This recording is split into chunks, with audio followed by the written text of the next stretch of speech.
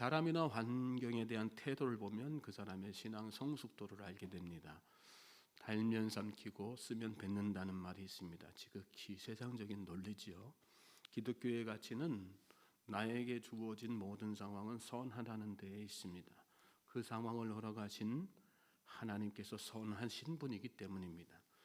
너희가 악한 자라도 좋은 것으로 자식에게 줄 알거든 하물며 하늘에 계신 너희 아버지께서 구하는 자에게 좋은 것으로 주시지 않겠느냐. 하나님께서 주신 모든 상황, 관계, 사람, 사물이 우리에게 좋은 것, 필요한 것들입니다. 믿음은 거기에 대한 확신을 갖는 것입니다. 그가 나에게 잘해줘서 혹은 이 상황이 나의 눈앞에 닥친 현실에 좀 유리해서가 아니라 오히려 그 반대일지라도 이를 통해 결과적으로 나를 더 성숙한 신앙인으로 세워가고자 하시는 하나님의 선하신 뜻이 있음을 믿는 것이죠. 그 뜻을 깨닫게 될 때 우리는 모든 상황 속에서 하나님의 뜻을 구하게 되는 것이고요. 그 뜻을 깨닫지 못할 때 우리는 내가 불리하다 여기는 상황에 대해서는 불필요한 것으로 여기고 갈등하며 방황합니다. 나아가 그 상황을 나에게 유리하게 바꾸기 위해서라면 결코 해서는 안 되는 일들까지 불사하는 불신앙적인 모습으로 살게 되는 거죠. 오늘 본문 통해서 우리가 깨닫는 교훈이 바로 그것입니다. 1절 말씀 보십시오. 사울의 아들 이스보셋은 아브넬이 헤브론에서 죽었다 함을 듣고 손에 맥이 풀렸고 온 이스라엘이 놀라니라. 아브넬은 이스보셋에게 꼭 필요한 사람이었습니다. 당시의 이스보셋의 상황이 그랬다는 것이죠. 비록 실제적인 권력은 아브넬에게 있었지만 이스보셋은 아브넬의 그늘 아래서 지난 2년 동안 안정적인 통치를 할 수 있었습니다. 그런데 상황이 바뀌었습니다. 자신의 그늘막이 되어주었던 아브넬이 자신을 배반하고 다윗에게로 마음이 돌아선 것도 모자라서 그만 죽고 말았습니다. 아브넬의 마음을 돌이킬 수 있는 한 가닥의 희망마저도 사라져 버린 것이죠. 이 말씀에 보면 이스보셋은 아브넬이 죽었다는 소식을 듣고 손에 맥이 풀렸다고 나옵니다. 절망적인 그의 마음 상태를 표현한 그런 말씀이죠. 그런데 바꿔서 생각하면 이 상황은 이스보셋이 이스라엘의 왕으로서 진정한 지도력을 발휘할 수 있는 상황, 이제라도 다윗을 왕으로 세우고자 하신 하나님의 뜻을 깨달아서 백성들을 바른 길로 인도할 수 있는 더없이 좋은 기회였습니다. 그러나 이스보셋은 이 상황을 그저 자신에게 불리한 것으로만 여기고 말죠. 백성들 또한 마찬가지였습니다. 말씀 끝에 보면 논란이라, 백성들이 논란이라 그랬는데 원뜻은 갈팡질팡하다, 방황하다 그런 뜻입니다. 상황 속에 감추어진 하나님의 깊으신 또 선하신 뜻을 깨닫지 못할 때 인생은 다 방황하게 되어 있는 것입니다. 그런 사람은 상황이 조금이라도 불리하게 돌아가면 어찌할 바를 몰라서 갈팡질팡하며 자포자기하는 그런 삶을 살게 되는 거죠. 마귀는 그때를 놓치지 않습니다. 2절부터 6절 말씀 같이 읽겠습니다. 시작. 사울의 아들 이스보셋에게 군 지휘관 두 사람이 있으니 한 사람의 이름은 바하나요 한 사람의 이름은 레갑이라. 베냐민 족속 부에롯 사람 림몬의 아들들이더라. 부에롯도 베냐민 지파에 속하였으니 일찍이 부에롯 사람들이 깃다임으로 도망하여 오늘까지 거기에 우거함이더라. 사울의 아들 요나단에게 다리 저는 아들 하나가 있었으니 이름은 무비보셋이라. 전에 사울과 요나단이 죽은 소식이 이스라엘에서 올 때에 그의 나이가 5살이었는데 그 유모가 안고 도망할 때 급히 도망하다가 아이가 떨어져 절개 되었더라. 부에롯 사람 림몬의 아들 레갑과 바하나가 길을 떠나 볕이 쬐을 때에 즈음에 이스보셋의 집에 이르니 마침 그가 침상에서 낮잠을 자는지라. 레갑과 그의 형제 바하나가 밀을 가지러 온채하고 집 가운데로 들어가서 그의 배를 찌르고 도망하였더라. 사울의 아들 이스보셋에게 군 지휘관 둘이 있으니, 이 말씀은 이스보셋에게 아브넬 말고도 바하나와 레갑 두 사람의 군 지휘관, 둘 다 베냐민 지파에 속하는 사람들이라고 나오죠. 사울 왕가라면 무비판적으로 지지하는 그런 사람들이었습니다. 3절에는 그들이 사울과 함께 전장에서 함께 피를 흘려 싸웠던 단순한 인간관계 이상의 특심한 관계에 있는 사람이었다는 것을 이렇게 설명하는 그런 말씀입니다. 그 두 사람이 이스보셋에게 있었다는 말은 이스보셋에게 아브넬이 없어도 괜찮다는 그런 뜻입니다. 지금 이스보셋의 상황이 생각만큼 불리한 상황이 아니라는 뜻이고 마음먹기에 따라서 얼마든지 백성들을 바른 길로 이끌 수 있는 상황이라는 뜻입니다. 그런데 이 두 사람이 어떻게 합니까? 침상에서 낮잠을 자는 이스보셋을 발견하고는 몰래 집 안으로 들어가서 배를 찌르고 도망합니다. 주어진 상황을 불리하다 여기고 자포자기한 상태에 있는 한낮에 이렇게 잠을 자고 있었다는 것은 바로 그런 상태를 상징적으로 보여주는 거 아니겠어요? 그 이스보셋을 보고 실망한 것이죠. 사울의 집에 더 이상 소망이 없구나. 차라리 이번 기회에 이스보셋을 없애고 우리 살 길을 도모하는 편이 낫겠다. 악한 생각을 하게 된 것입니다. 여러분, 나에게 주어진 하나님께서 허락하신 상황 속에 그 하나님의 뜻이 반드시 들어있는데 그 뜻을 분별하지 못하면 이스보셋처럼 방황하게 되는 것이고요. 또 자포자기하게 되는 것이고 언제든지 악한 마귀의 공격의 대상이 될 수 있다는 사실을 잘 깨달으시기 바랍니다. 눈앞의 이익에만 또 몰두하면요, 바나 레갑처럼 마귀에게 휘둘려서 악한 행동들을 하게 된다는 사실 또한 여러분 잘 기억하시기 바랍니다. 우리가 깨어서 기도해야 되는 중요한 이유죠.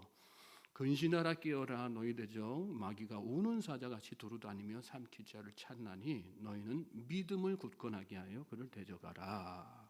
여러분의 믿음을 굳게 하실 수 있길 바랍니다. 모든 상황 속에는 하나님의 선하신 뜻이 있습니다. 우리는 그 믿음을 굳건하게 지켜야지 되는 것입니다. 7절부터 12절 말씀 보십시오. 같이 긴 말씀 또 같이 읽겠습니다. 시작. 그들이 집에 들어가니 이스보셋이 침실에서 침상 위에 누워 있는지라 그를 쳐 죽이고 목을 베어 그의 머리를 가지고 밤새도록 아라바 길로가 헤브론에 이르러 다윗 왕에게 이스보셋의 머리를 들이며 아뢰되 왕의 생명을 해하려 하던 원수 사울의 아들 이스보셋의 머리가 여기 있나이다. 여호와께서 오늘 우리 주 되신 왕의 원수를 사울과 그의 자손에게 갚으셨나이다 하니 다윗이 부에롯 사람 림몬의 아들 레갑과 그의 형제 바나에게 대답하여 그들에게 이르되 내 생명을 여러 환난 가운데서 건지신 여호와께서 살아계심을 두고 맹세하노니 전에 사람이 내게 알리기를 보라 사울이 죽었다 하며 그가 좋은 소식을 전하는 줄로 생각하였어도 내가 그를 잡아 시글락에서 죽여서 그것을 그 소식을 전한 가품으로 삼았거든. 하물며 악인이 의인을 그의 집 침상 위에서 죽인 것이겠느냐. 그런즉 내가 악인의 피 흘린 죄를 너에게 갚아서 너희를 이 땅에서 없이 하지 아니하겠느냐 하고 청년들에게 명령하며 곧 그들을 죽이고 수족을 베어 헤브론 못가에 매달고 이스보셋의 머리를 가져다가 헤브론에서 아브넬의 무덤에 매장하였더라. 레갑과 바나는 이스보셋의 목을 베어서 배를 찌르는 것으로 끝난 것이 아니라 목을 베어서 다윗을 찾아가죠. 다윗이 기뻐할 것이라 생각하고 보상을 기대한 것입니다. 그러나 그 기대는 죽음으로 돌아오게 됩니다. 하나님의 뜻을 깨닫지 못하고 눈앞에 이익을 쫓아 사는 자의 최후가 이런 것임을 깨닫게 하는 중요한 말씀이죠. 다윗의 위대함은 주어진 모든 상황 속에서 하나님의 뜻을 구했다는 것입니다. 하나님께서 허락하신 모든 상황이 자신에게 꼭 필요한 것들이라고 여기면서 살았다는 것이죠. 결과적으로 사울의 집은 이렇게 사울의 집을 폐하시겠다는 하나님의 말씀은 다 성취됐습니다. 그대로 다 성취됐습니다. 그런데 여기까지 오는 동안 다윗이 뭔가를 했습니까? 하지 않았어요. 하나님께서 다 하신 것이죠. 다윗은 한순간도 자신에게 주어진 상황을 거절하고 거부하거나 상황을 바꾸기 위해서 개인적인 노력을 한 적이 없습니다. 모든 일을 하나님께서 다 하신 것이죠. 우리가 살면서 조금 불편할지언정 여러분, 우리에게 불필요한 사람, 불필요한 환경은 한 가지도 없는 것이에요. 나에게 필요하기 때문에 하나님께서 있게 하시는 것이고, 필요하다고 여기시기 때문에 그 상황 가운데 나를 두시는 것입니다. 또 필요 없다고 판단되시면 하나님께서 알아서 다 제거하시는 거예요. 가룟 유다를 생각해 보세요. 그는 헌금에 손을 댄 사람이었어요. 예수님을 나중에는 팔아넘기기까지 하죠. 예수님께서 평소 그의 행실을 모르셨을 리가 없죠. 그가 예수님을 팔아넘길 것도 다 알고 계셨습니다. 그를 볼 때마다 불편한 감정이 생기셨을 수도 있습니다. 그러나 예수님은 인류를 구원하시고자 하시는 아버지의 계획에 그가 반드시 필요한 존재라는 것도 아셨어요. 그리고 끝까지 그를 참으시고 용납하셨죠. 한 개인의 인생으로 보면 유다는 태어나지 않는 것이 좋을 뻔한 그런 인생이었지만, 하나님의 구원 역사의 관점에서 보면 필연적으로 요구되는 사람이었기 때문입니다.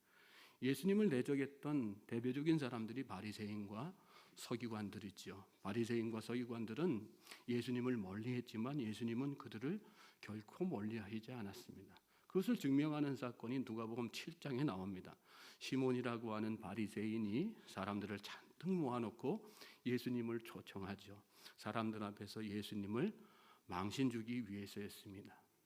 예수님은 그 속을 뻔히 알면서도 초청에 응하셨습니다. 그들을 통해 사람들에게 하나님의 뜻을 바르게 가르치실 수 있는 그런 좋은 기회라고 여기셨기 때문입니다. 예수님은 높은 자리를 차지하고 있는 바리새인들을 가르치시면서 높은 자리에 앉는 것이 얼마나 위험한 것인지 거기 모인 사람들에게 교훈해 주셨습니다. 누구든지 자기를 높이면 낮아질 것이요, 낮추면 높아질 것이다. 적대적이고 교만한 바리새인들조차 예수님이 사람들에게 망신당할 수 있는 그런 불리한 상황조차도 하나님의 뜻을 깨닫게 하는데 필요한 그런 사람 환경으로 이렇게 받아들이신 것입니다.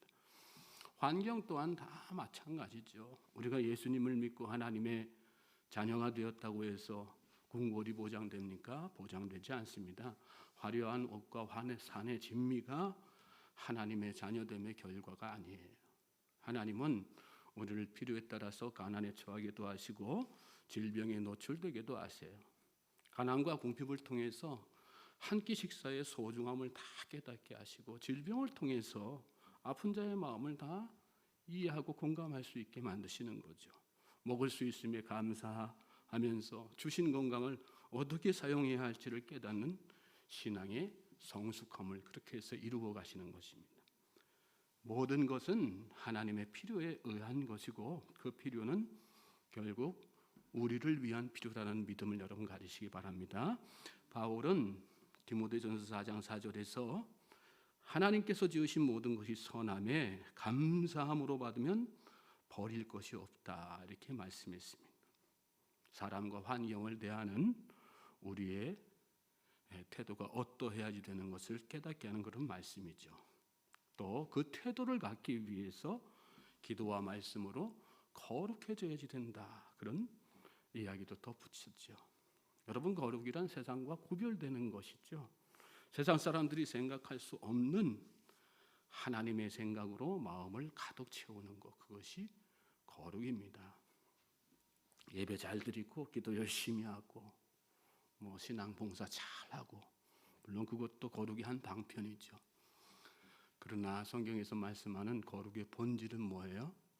우리의 생각, 또 인간적인 판단, 기준을 다 내려놓고 하나님의 생각으로 내 안을 가득 채우는 것, 그것이 진정한 거룩입니다. 하나님의 생각은 우리의 생각과 달라요. 깊이가 다르고 높이가 다 달라요. 사람에 대한 생각이 다르고 환경에 대한 생각이 다 다르세요. 우리가 불편해하고 불필요하다고 생각하는 것들을 필요하다고 생각하시는 분이 하나님이심을 여러분 믿으시기 바랍니다. 오늘 우리는 기도와 말씀을 통해서 바로 그 생각을 가득하게 채워야 되는 거예요. 왜 하나님이 이 상황을 나에게 허락하셨는가? 왜 하나님이 이 사람을 내 곁에 두시는가? 기도하고 말씀을 묵상하면 깨달아지게 되어 있는 거예요. 우리 안에 계신 성령님께서 도와주십니다. 모든 사람이 소중해지고 모든 환경에 감사할 수 있는 능력을 주시는 것입니다. 그렇게 우리 신앙은 하루하루 다 성숙해지는 것입니다. 오늘 하루가 그러므로 그 높으신 하나님의 뜻을 잘 깨닫고 기도와 말씀으로 신앙의 성숙을 이루어 나가는 복된 하루가 되기를 다시 한번 주님의 이름으로 소망하고 축복합니다.